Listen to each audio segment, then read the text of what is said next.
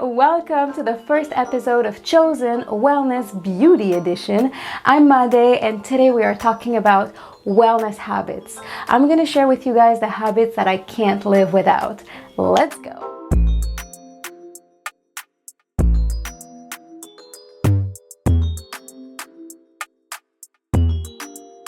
So habit number one would be oil pulling. I do oil pulling about 4 to 5 times a week, and I do it first thing when I wake up. So what you want to do is you want to take about a tablespoon of oil.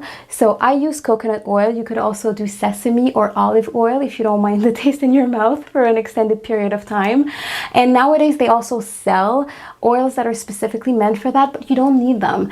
Oil pulling has been around for thousands of years. It's an old Ayurvedic tradition, and trust me, back then they didn't have anything fancy, so they just used good old coconut oil or sesame oil, and it worked wonders.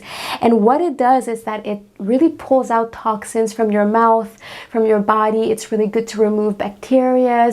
It's also great to prevent plaques and fight bad breath. And in Ayurveda, they also believe that it helps with headaches and to clear the sinuses. And I think it also helps with whitening the teeth. So, I mean, it's such a good practice to have. So what you want to do is you want to take a tablespoon of oil, you put it in your mouth, you swish it around for 15 to 20 minutes, and then you're going to spit it out. Try to spit it out in a garbage can versus like a sink or your toilet, because eventually the oil can like clog things maybe. So you want to avoid that. And then you want to rinse your mouth thoroughly with either like lukewarm water, or what I like to do is use a mixture of filtered water and pink Himalayan salt to rinse my mouth. So I'll show you. So this is what I keep this in my bathroom, and I just use it to rinse my mouth and then I spit it out. So that would be habit number one, oil pulling. So habit number two is tongue scraping. This is something I do after oil pulling, and I also do it in the evenings after brushing my teeth. I honestly feel like I can't go to bed if I haven't done this first. Like my mouth doesn't feel clean enough if I haven't tongue scraped it. So this is really good, again, to remove bacteria from the mouth. It helps also to remove dead cells from your tongue. So if you've ever like looked at yourself and noticed that you have sort of a white coat on your tongue, this is what you want to do. It's also great to lessen cavities. It's basically great for your overall oral health. And mine is a copper one because in our mouths we have both good and bad bacteria. So copper fights the bad ones and leave the good ones alone. So copper is really great. So what you want to do is hold it like this, stick your tongue out, and then you just want to scrape your tongue 4, 5, 6 times. That's it. It's super quick. The important thing is to really wash it well afterwards. So you want to like wash it with hot water. You could do a little bit of toothpaste if you wanted, or mine, since it's copper, I like to use lime or lemon and really dry it well afterwards and put it in a little bag to keep it away from dirt. So if you don't have a tongue scraper, I highly recommend. It's super quick, super easy, and super affordable. So yeah, habit number two. Habit number three is a face cold plunge. This is my new obsession. I got into this recently and I freaking love it. I'm doing it every day and it's great and it's super easy. All you need is a big bowl, ice, and cold water. So I usually dump an ice tray in there and I fill it with like really cold filtered water.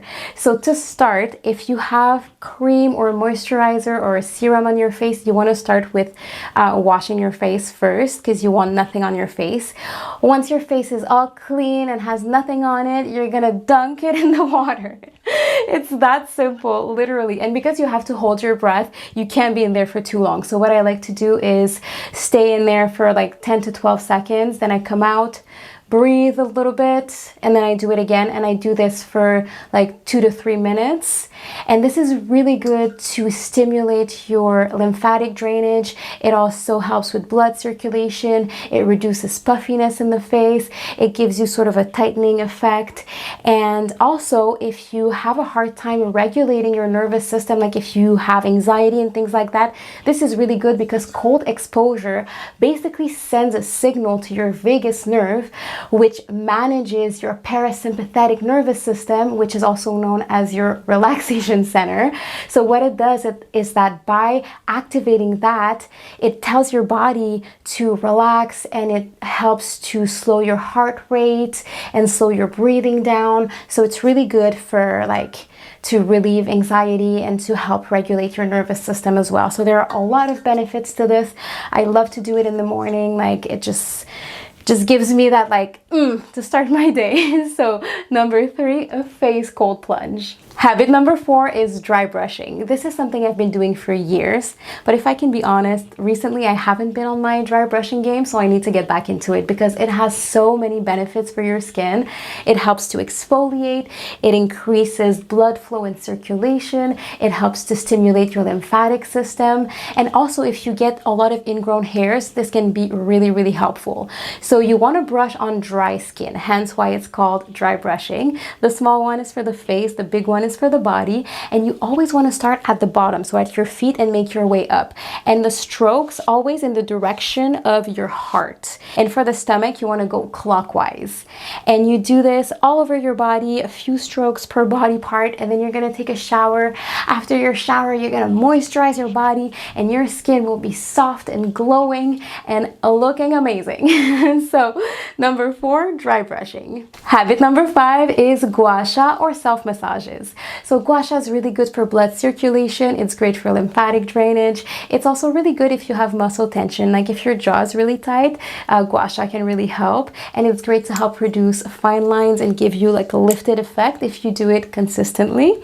So the first thing is to pick the right gua sha. So make sure you get something that's made out of real stones. So jade or quartz or something like that. Just do your research and get a high quality gua sha. So when I do it, I like to do it in the shower. So I always start with massaging my lymph nodes area, so under my arms and my groin, just because it helps to kickstart the lymphatic drainage process. And then you're always going to start at the neck. So I like to put an oil on my face, and when you apply the pressure, it has to be gentle. I think that's a huge misconception with gua sha. People feel like they need to get in there. I used to be like that. I used to really go in. I thought it would work better if I did that, but no, because your lymph is so close to your skin, you barely need any pressure to stimulate it. So super gentle, and you always want to go upward and outward, the same way you would want your face lifted this way. That's what you want to do. You never go inward. So always outward and upward. There's some really good videos on YouTube that will teach you the proper routine and the proper moves. I'm not a gua sha expert by any means, but I freaking love this. So this is why I wanted to share about it and talk about it. And if you don't have a gua sha, I was mentioning self-massages. There are self-massages you can do on your face that will give you similar results than the gua sha. So again, there are great videos on YouTube for that. And I like to do face massages anytime I'm applying products on my face, like my serums, or when I'm cleansing my face with an oil, or if I'm putting on moisturizer, I always go in and sort of do a massage at the same time. So I highly suggest you do that. So that's number 5, gua sha or self-massages. And last but not least, number 6, stretching.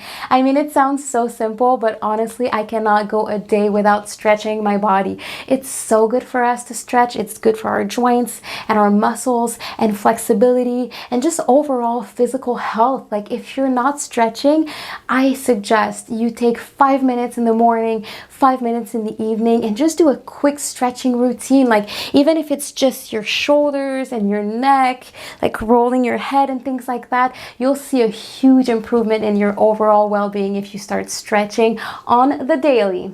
And these were the 6 wellness habits I can't live without. Let me know in the comments if you're gonna try some, if you're already doing some of them, or if I forgot something. If you're like, oh my god, I do this every day, I can't believe she didn't talk about this. Tell me, because I love to learn. I want us to share about this stuff, so let me know in the comments. And on that note, I will see you guys very soon for another episode of Chozen Beauty Wellness Edition.